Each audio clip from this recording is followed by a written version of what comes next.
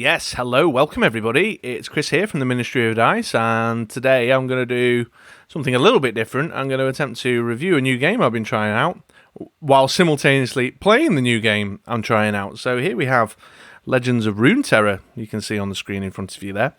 A couple of weeks ago I posted a video talking about how I'd been playing Hearthstone a little bit more during the kind of quarantine lockdown circumstances as a little game to pass the time. And I got a few messages of a couple of people I know out and about saying, oh, if you like Hearthstone, you might want to try this Legends of Runeterra out. And then I noticed also in the Discord there was been a lot of talk about it. It's been floating around sort of in the gaming sphere.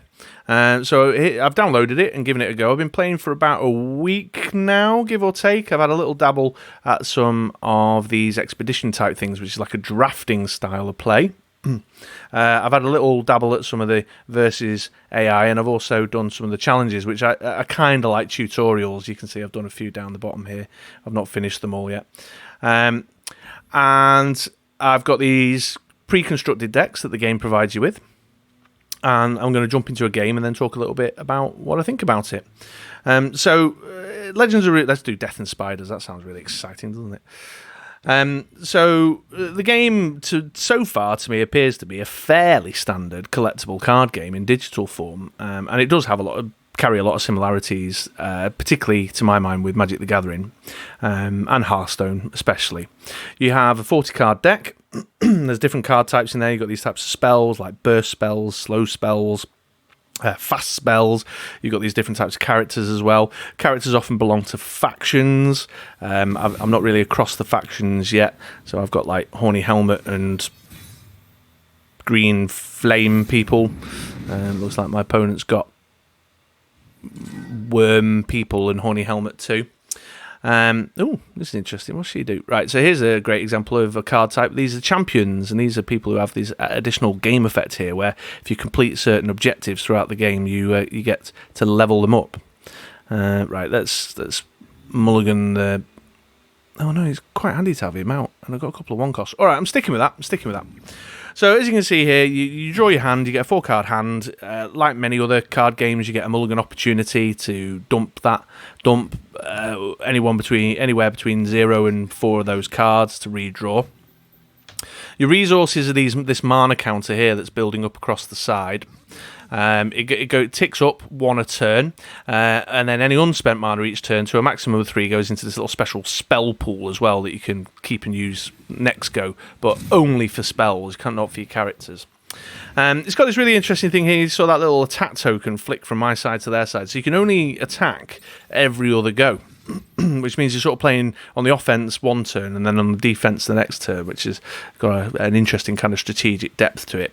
And as you can see here, the objective here, we've both got to start the game with 20 life, and I'm trying to use my characters and spells to bring my opponent down to 0 before they bring me down to 0. You draw a card at the beginning of each turn. Here's some fast spells you can see I've got there. Oh, right, it's ticking down on me, giving me a bit of grief, saying hurry up, hurry your ass up. So I'm going to get my spider out, I suppose. Ooh, scary spider. So this guy can't block, which is a bit of a challenge for me now. Oh, he's only coming in with his 1/1 spider link. I'm going to let that through. Life's a resource, isn't it? So yeah, this mechanic of switching the attack and defense and sort of your purchase cost curve of being able to afford to buy things is very interesting. Very interesting indeed. She wants more spiders, and I haven't got any spiders right now, but this looks pretty interesting. Overwhelms like Overcrushing Dice Masters or Trample in Magic the Gathering. So yeah, I'm just going to make this guy a big 6/1 Overcrusher. He's going to die, but chances are I'll get 4 or 5 damage through there. Oh, I could have attacked with him. So that was a dumbass move. So this Fearsome here stops the character from being blocked unless the blocker's got 3 or more power. Power is the attack stat on the left-hand side here. So he wouldn't have been able to block with either of his little spiders. My spider would have gone through unmolested. What a shame. So I'm using my Overwhelm here to get a bit of damage through, take a bit of a damage lead. I mean, it's meaningless at this point, really, until you sort of got your opponent sub 10. Anything can happen. A lot of characters come with little game text. You see there, this Crimson Disciple that my opponent's just played has got a whole thing: when they survive damage, deal 2 to the enemy nexus. So there's a lot of things in here designed to make your opponent or have to make difficult decisions. Oh, he's got his little champion out there. So this guy, when you stun or recall an enemy, deal 2 to it. Oh, I don't like him. And he's got quick attack, which is like fast in Dice Masters. I am not into him at all, but I haven't got a great deal I can do about it. He's slightly too expensive. And if I put her out, she's going to end up... Yeah.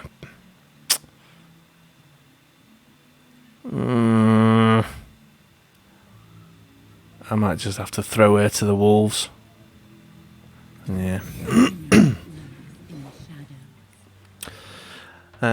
There's definitely a very kind of sort of combat tricksy element to it. You've obviously got the information that's out on the table in front of you, but I've never really been much of a fan of this sort of. I've got my secret little hand that I'm holding back, and some of these spells with fast, you can play them at any time.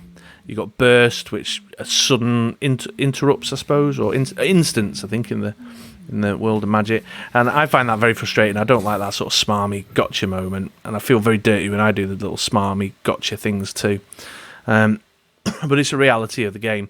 So I'm certainly coming very quickly, in just a week's play, I'm certainly coming to the realisation that one of the vitally important elements of the game is card knowledge, building your card knowledge.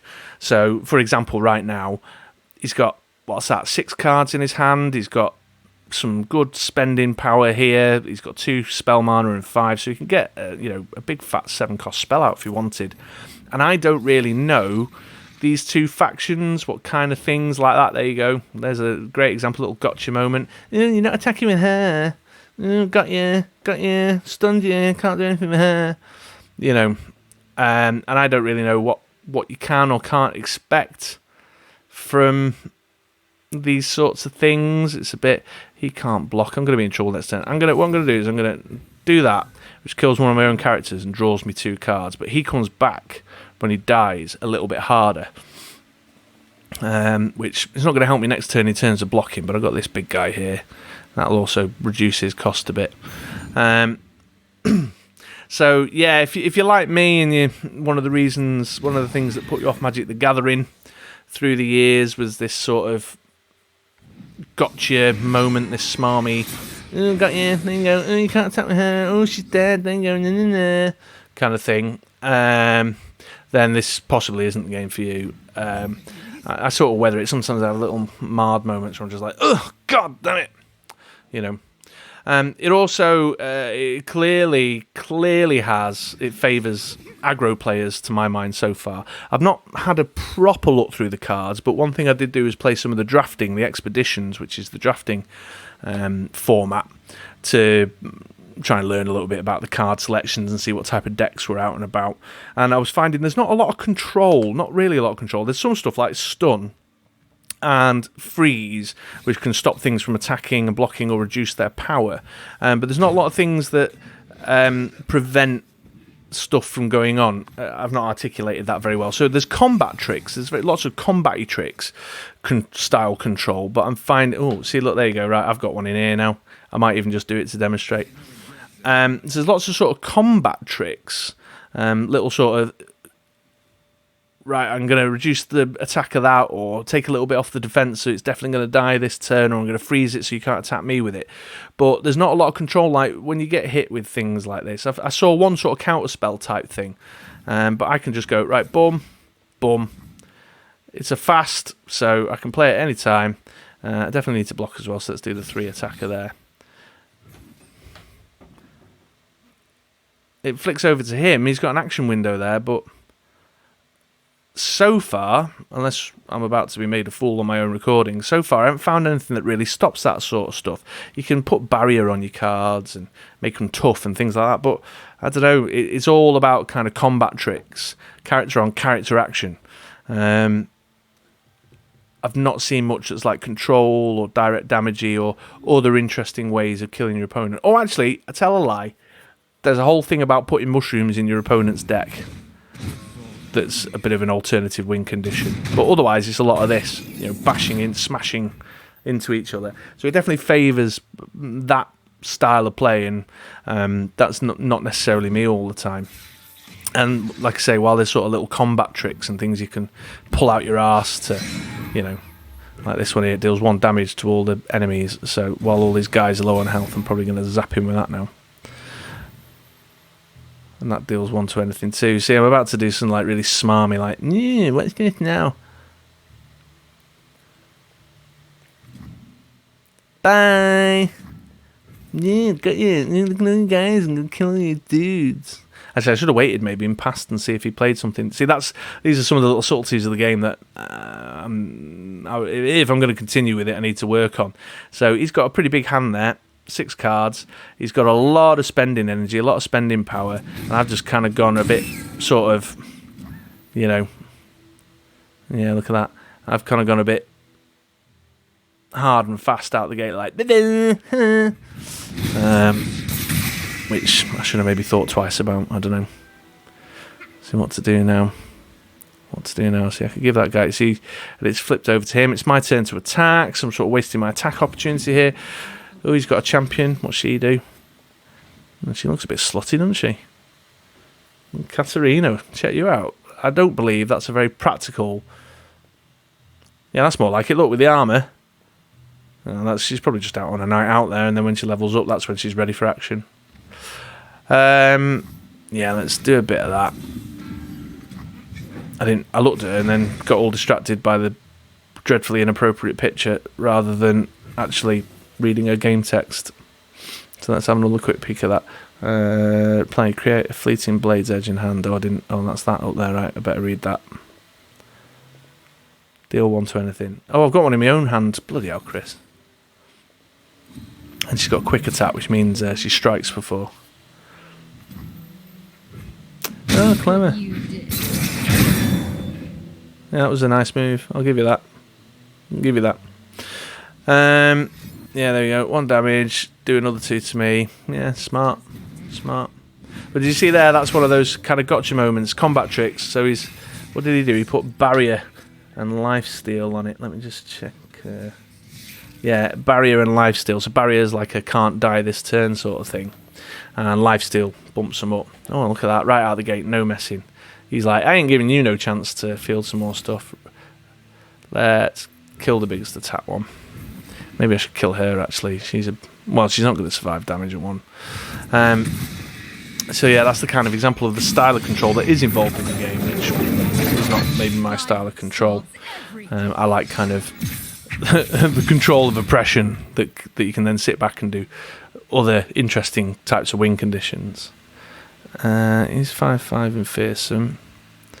He's 6/5 in fearsome, but he only costs 3, costs 5. But what else am I going to spend it on? I ain't got any other energy here. So let's... Oh, Captain Farron, who are you? Transform all cards in your hand into decimates. Oh, I'm not sure I like his game text. I mean, I don't know what a decimate does, but check that out. Deal 40. Ooh, yowza. Yeah, so what else have I observed? Yeah, so card knowledge, I think I mentioned that before. Apologies if I'm repeating myself. I'm trying to play and think and talk at the same time. If I knew a bit better about what kind of things to expect from these factions. Also, I've definitely come to the conclusion that the pre-constructed decks that the game provides you with... Oh, he's got me. Aren't all so much scratch. Yeah. How long was that? About 13 minutes. Yeah. Yeah, so I'm destined probably just to languish in this low experience points, get overly frustrated with the game, and give it up in another week, I think, at this rate, unless I can find my way through it. Although, actually, I must admit, so just talk about the formats. You got the versus player that I'm playing here now. These are the pre-constructed decks that the game has provided me with. You can edit these, actually. So which one was I just playing there? Death and Spiders. If I open that up, you can do edit and start swapping cards in and out. So that might be where I start. I might have a little go at that, take some of these pre-constructed decks and have a fiddle around. Yeah, growing your card pool is actually pretty straightforward. So you see here, you can have up to 3 of each card in your collection, and you can unlock them with these that you get from as you build up your experience. You can do it with these shards, which you also build up from your experience. I've done quite well building my shard pool up with playing the expeditions, actually. Or you get these coins. I think I got them from... I dropped like a 7 or 8 quid on the starter bundle, whatever. So as you can grow your collection that way, and also once you've got 3, if you draw another one of that version, it just converts it to shards for future use. So you don't really have to put a great deal of cash investment in if you're willing to do the grind, you know. But you can swap cards out. So this might be where I go next, is sort of take these 4 pre-constructed decks that the game's provided me with and start switching them out. I don't know, we'll see. But that's the versus play. You can do the versus AI. I had a little dabble in that, again with the same deck selection here. Expeditions is the drafting. Oh, there you go. I'm partway through an expedition there where I've won one of my 7. And you kind of build, you get more points, more experience at the conclusion if you get all the way through to 7. But if you lose 2 matches, that's it. You're out of the expedition. And then you've got the challenges, as I say before, which are kind of like the tutorial style things.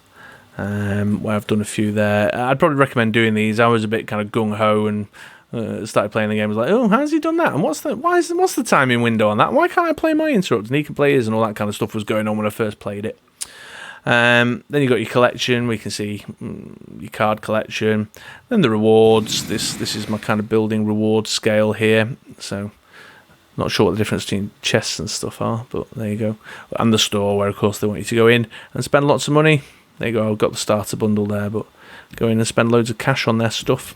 Yeah. So there we go, folks. Legends of Runeterra. I'm not so sure right now. I think if you like aggro, if you like smashy facey, if you like your control to be more about combat tricks, and you're willing to invest in building your card knowledge for a whole new game and exposing you have to do the grind on it and expose yourself to a lot of play to kind of build that card knowledge and build that understanding of the interactions and the combos, then it might well be the game for you. If you're like me and you like sort of alternative win conditions, different routes to the end game, and you like your control to be a bit more about, I don't know what the word is, control-y control. That's a nice way of putting it, isn't it, Chris? Then this is possibly not the game for you. I don't know. But I'm going to experiment a little bit more. I'm going to try and do a bit more with those mushrooms. I think they're interesting. They might be an alternative win condition. Also, this is, I think, just... the card pool's pretty small right now, so maybe that'll change and improve as time goes on. I've not really looked into more outside of the game itself into what's being talked about in the community and what else is out there.